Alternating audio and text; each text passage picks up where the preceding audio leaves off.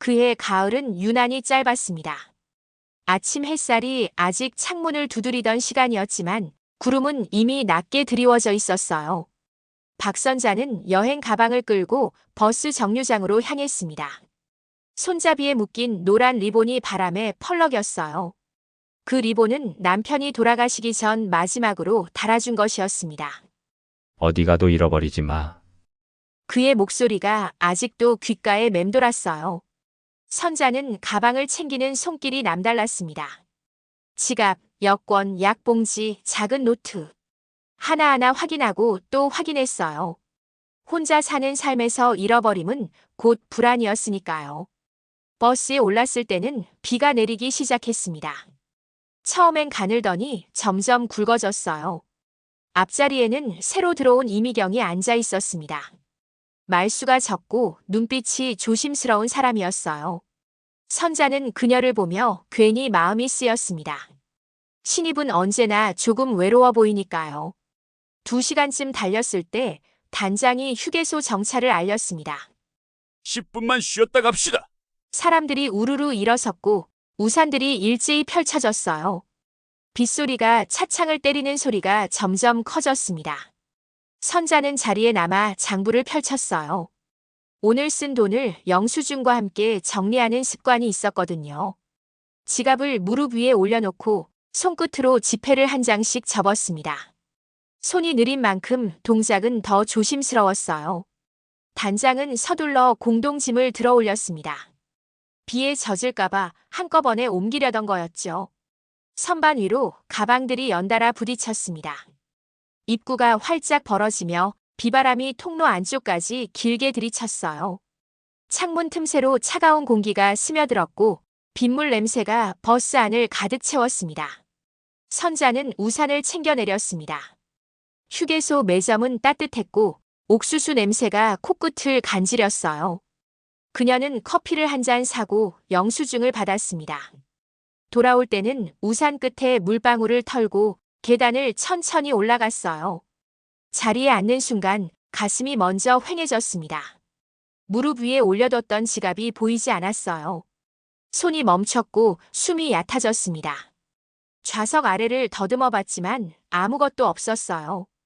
옆 의자, 뒤 의자, 발밑까지 눈으로 훑었지만 갈색 지갑은 어디에도 보이지 않았습니다. 단장님, 제 지갑이 없어졌어요. 그 한마디가 떨어지자 버스 안의 모든 시선이 그곳으로 고였어요. 선자는 의자를 더 안쪽으로 밀어 넣었습니다. 작은 실수 하나가 오늘 하루를 통째로 흔들 것 같았거든요. 단장이 자리에서 일어났습니다. 일단 찾아봅시다. 그의 말은 짧았지만 분위기는 이미 무거워지고 있었어요. 창밖에서는 비가 계속 내렸고 창문을 두드리는 소리가 재촉하는 손놀림처럼 들렸습니다. 단장은 시간을 이유로 들었습니다. 다들 가방 한 번씩만 확인해 봅시다. 공개 확인이었어요. 버스 안에 둥근 우비 자락들이 늘어졌고 사람들의 발끝이 점점 좁아졌습니다. 좌석 아래가 들렸고 가방 지퍼가 일제히 열리기 시작했어요. 자잘한 물건들이 낯선 빛을 받으며 드러났습니다. 양말, 수첩, 약봉지, 손수건. 평소라면 숨겨뒀을 것들이 모두의 눈앞에 펼쳐졌어요. 선자는 고개를 숙였습니다. 손등의 핏줄이 더 도드라져 보였어요. 현금은 많지 않아요. 카드도 몇 장 안 돼요. 그냥 찾고 싶을 뿐이에요. 말이 끝나기도 전에 몇몇 눈빛이 무거워졌습니다. 의심은 말없이 퍼지는 법이니까요. 그때 신입 이미경이 손을 반쯤 들었습니다. 저기, 제가 아까 장바구니를 잠깐 들었어요.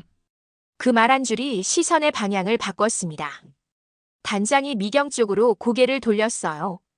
그럼 그쪽부터 볼까요? 미경은 입술을 깨물었습니다. 가방을 여는 손이 떨렸어요. 선자는 미경 쪽을 보다가 곧 시선을 거두었습니다. 믿고 싶은 마음과 걱정이 한자리에 겹쳐 앉아 있었거든요. 빗방울은 여전히 창틀을 때렸고 시간이 빨라진 듯 느껴졌습니다. 버스 안은 이상하게 조용했어요. 숨소리조차 조심스러웠습니다. 괜찮아요. 잠깐만 보면 돼요. 미경의 가방이 천천히 열렸습니다.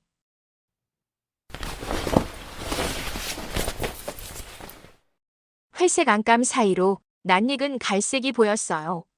선자의 지갑이 그곳에 가지런히 들어 있었습니다. 공기가 잠시 멈춘 듯 조용했어요. 여기 있네요. 선자는 자리에서 반쯤 일어나다가 멈췄어요. 감사보다 먼저 올라오는 질문이 목을 막았습니다. 왜 거기 있죠? 그녀의 말은 끝을 낮췄어요. 미경은 고개를 살짝 숙였습니다. 제가 들었을 때 뭔가 툭 닿았던 것 같긴 해요. 그녀의 목소리는 떨렸습니다. 단장은 먼저 지갑을 돌려주라 했어요. 지갑이 손에서 손으로 옮겨가는 동안 몇몇은 휴대폰을 내려놓지 않았습니다. 선자는 지갑을 꽉 쥐었습니다. 그런데 안도는 없었어요. 찾았다는 사실과 장소의 의미가 서로 부딪히고 있었거든요. 버스는 다시 출발했습니다. 빗줄기는 더 가늘어졌지만 마음의 소리는 아직 거칠었습니다. 선자는 창밖을 보며 생각했어요. 내가 왜 의심했을까? 그런데 왜 거기 있었을까? 두 질문이 머릿속에서 맴돌았습니다. 미경은 가방을 무릎 위에 올려놓고 손끝으로 안감을 만졌어요. 하얀 실밥이 튀어나와 있었습니다. 그녀는 그걸 가만히 눌렀어요. 말은 없었지만 눈빛은 무언가를 찾고 있었습니다. 선자는 지갑을 열어 안을 확인했습니다. 현금도 카드도 모두 제자리였어요. 그런데 영수증만 가장자리가 촉촉이 젖어 있었습니다. 휴게소 매점은 실내였다는 기억이 그 젖음을 낯설게 만들었어요. 지갑 겉면에는 가느다란 섬유가 붙어 있었습니다. 옥수수 껍질 같았어요. 그녀는 휴게소에서 옥수수 봉지를 본 걸 떠올렸습니다. 비에 젖은 통로도 함께 떠올랐어요. 미경의 가방 안감에서 튀어나온 하얀 실밥이 눈에 들어왔습니다. 입구가 스칠 때 물건이 섞일 수 있는 모양이었어요. 선자는 잠시 생각했습니다. 그리고 기사에게 조심스레 물었어요. 혹시 통로가 찍히는 블랙박스가 있나요? 기사는 짧게 고개를 끄덕였습니다. 기사 감정 담담. 있긴 한데 화질은 좋지 않아요. 단장은 시간을 걱정하며 어깨를 한번 크게 들썩였어요. 뭐, 찾았으면 됐지 않나요? 그러나 선자의 어조는 더 차분해졌습니다. 그래도 한번 보고 싶어요. 오해를 풀어야 오늘의 남은 시간도 풀린다는 걸. 그녀는 알고 있었거든요. 미경은 아무 말도 하지 않았어요. 손끝으로 안감의 실밥을 가만히 눌렀습니다. 비는 멎을 기세였고 마음은 이제 증거를 찾고 있었습니다. 식당에 도착했을 때 기사와 단장이 함께 화면을 돌렸습니다. 작은 모니터 속 통로가 빛빛으로 반짝였어요. 단장이 두 가방을 동시에 들어올리는 장면이 보였습니다.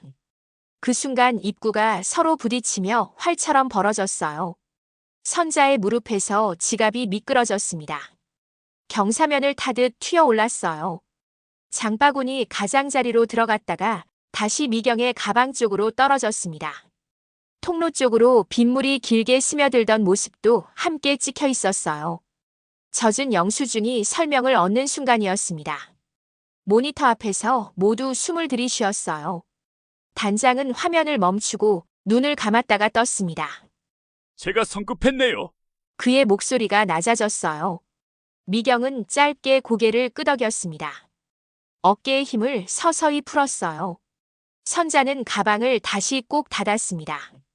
의심이 거치는 속도가 부끄러움보다 조금 빨랐어요. 그래도 찾았으니 다행이죠. 누군가 말했지만 말의 끝은 길지 않았습니다. 식당 창밖에 비가 그쳤어요. 젖은 콘크리트가 밝아졌습니다. 하늘에는 구름이 흩어지고 있었어요. 둥근 상에 반찬이 놓이고 숟가락 소리가 또각거렸습니다. 단장은 먼저 숟가락을 내려놓았어요. 고개를 숙이고 공개 수색이 무례했다는 말을 천천히 꺼냈습니다. 미안합니다. 제가 너무 서둘렀어요. 사과는 짧았고 숨은 길었어요. 미경은 손을 무릎 위에 포개고 조용히 말했습니다. 예전에 비슷한 일이 있었어요. 그녀는 오래전 동네에서 겪었던 오해를 한 문장으로 건넸어요. 그때도 제 가방에서 나왔거든요. 근데 제가 한 게 아니었어요. 말은 짧았지만 떨림의 이유가 충분히 전해졌습니다. 선자는 자신이 키운 의심의 그림자를 떠올렸어요. 저도 제 물건을 제대로 챙기지 못했어요. 그녀는 담담히 말했습니다. 정신없이 굴었네요. 단장은 잠시 생각하더니 절차를 제안했어요. 앞으로는 이렇게 합시다. 분실 시 비공개로 1차 자가 확인, 2차 동행 확인, 3차 기사와 CCTV 확인. 모두 고개를 끄덕였습니다. 숟가락이 다시 손으로 돌아갔어요. 사과가 형식에서 약속으로 옮겨가는 순간이었습니다. 그래, 이제라도 알면 됐지 뭐. 식당의 온도가 한결 부드러워졌습니다. 선자는 미경 쪽을 보며 작게 웃었어요. 미경도 고개를 살짝 들어 눈을 마주쳤습니다. 말은 없었지만 그 시선 속에 이해가 천천히 흘렀어요. 식사 후 호수길에 햇빛이 번졌습니다. 젖은 나무다리가 반짝였고 노란 잎이 발끝에서 바스락거렸어요. 선자와 미경은 나란히 걸었습니다. 말은 적었고 걸음은 일정했어요. 선자는 노트를 펼쳐 오늘의 지출을 적었습니다. 적는 습관이 그녀를 지켜왔지만 때로는 사람을 의심하게도 만들었어요. 저도 옛날엔 기록을 많이 했어요. 남편이 돌아가시고 나서 뭘 믿어야 할지 몰라서요. 선자는 고개를 끄덕였어요. 나도 그랬어요. 남편 없고 나니까 하나하나 다 챙겨야 했죠. 미경은 안감의 실밥을 손톱으로 살짝 만졌습니다. 근데 말을 아끼다 보니 오해를 키울 때가 있더라고요. 선자는 잠시 멈춰 섰어요. 나도 그래요. 너무 조심하다 보니 남을 못 믿게 돼요. 둘은 규칙을 짧게 정리했습니다. 공동 선반에는 번호표를 붙이기로 했어요. 신입에겐 보호 동행을 붙이기로 했고요. 호두과자 좋아하세요? 달달한 건 다 좋아해요. 멀리서 단장이 사진을 찍자고 외쳤습니다. 두 사람은 어깨를 자연스레 붙였어요. 셔터 소리가 바람에 실려 퍼졌습니다. 사진 속 표정은 오전보다 한 뼘 밝았어요. 하늘은 맑아졌고 마음도 그 뒤를 따라갔습니다. 일주일 뒤 공지방에 새 규칙이 올라왔습니다. 절차는 짧고 분명했고 말끝은 공손했어요. 공동 선반 번호표 부착, 공지 감정 안내, 분실 시 비공개 확인, 신입보호 동행. 단장은 손편지를 곁들였습니다. 받는 이의 이름 아래 선자와 미경의 이름이 함께 적혀 있었어요. 그 편지는 집집마다 같은 속도로 접혔습니다. 선자는 노트 첫 장에 한 줄을 적었어요. 의심은 혼자 키우면 혐의가 되고 함께 비추면 사실이 된다. 그 문장을 쓰고 나니 가슴이 조금 가벼워졌습니다. 미경은 가방 안감을 다시 꿰맸어요. 실이 반듯하게 누웠고 손끝의 힘이 고르게 퍼졌습니다. 바늘을 놓으며 그녀는 생각했어요. 체면이란 건 혼자 지키는 게 아니구나. 둘은 다음 달 봉사 일정에 같은 줄로 이름을 올렸습니다. 버스 공지에 하트 표시가 하나씩 붙었어요. 그날의 빗소리는 이제 약속의 리듬으로 남았습니다. 어느 날 선자는 미경에게 문자를 보냈어요. 다음엔 더 천천히 가요. 미경이 곧 답장을 보냈습니다. 그러죠, 천천히요. 여행은 계속되었고 체면은 서로가 지켜주었습니다. 한 달 뒤 선자와 미경은 다시 같은 버스에 올랐습니다. 이번엔 공동 선반에 번호표가 붙어 있었어요. 지갑은 각자 품 안에 넣었고 가방은 서로의 눈높이에 놓았습니다. 비는 내리지 않았지만 우산은 여전히 챙겼어요. 단장이 출발 신호를 보냈고 버스가 천천히 움직였습니다. 창밖으로 가을 풍경이 흘러갔어요. 노란 잎이 바람에 흩날렸고 하늘은 맑았습니다. 선자는 노트를 꺼내지 않았어요. 대신 미경과 이야기를 나눴습니다. 요즘 뭐 하세요? 뜨개질 배우고 있어요. 손이 안 따라줘서 힘들지만요. 나도 해볼까? 같이 배우면 재밌을 것 같은데? 좋아요. 다음 주에 같이 가요. 두 사람은 웃었어요. 그 웃음 속에는 지난날의 무거움이 전혀 없었습니다. 버스는 계속 달렸고 사람들은 저마다의 이야기를 나눴어요. 어느 순간 선자는 생각했습니다. 체면이란 건 결국 사람을 지키는 거구나. 나를 지키고 남을 지키는 거. 그게 함께 사는 법이구나. 미경도 창밖을 보며 생각했어요. 오해는 풀어야 한다는 걸 이제 알았어요. 말을 아끼는 것도 좋지만 때로는 말을 해야 마음이 풀리는구나. 두 사람은 말없이 고개를 끄덕였습니다. 버스는 목적지를 향해 달렸고 햇빛은 창문을 따뜻하게 비쳤어요. 그날 이후 선자와 미경은 자주 만났습니다. 함께 밥을 먹고 함께 길을 걸었어요. 가끔은 그날의 비를 떠올리며 웃었습니다. 그때 정말 놀랐죠? 맞아요. 근데 덕분에 우리 친해졌잖아요. 그러게요. 참 이상한 인연이에요. 어느 날 선자는 노트에 마지막 문장을 적었어요. 체면이란 나를 세우는 동시에 남을 세우는 일이다. 그 문장을 쓰고 나니 가슴이 따뜻해졌습니다. 미경은 가방 안감을 다시 한번 만졌어요. 이젠 실밥이 튀어나오지 않았습니다. 손끝으로 천천히 쓰다듬으며 그녀는 작게 웃었어요. 이제는 괜찮아. 나도 우리도. 버스는 계속 달렸고 여행은 계속되었습니다. 체면은 서로가 지켜주는 것. 그 깨달음이 두 사람의 마음속에 조용히 자리 잡았습니다.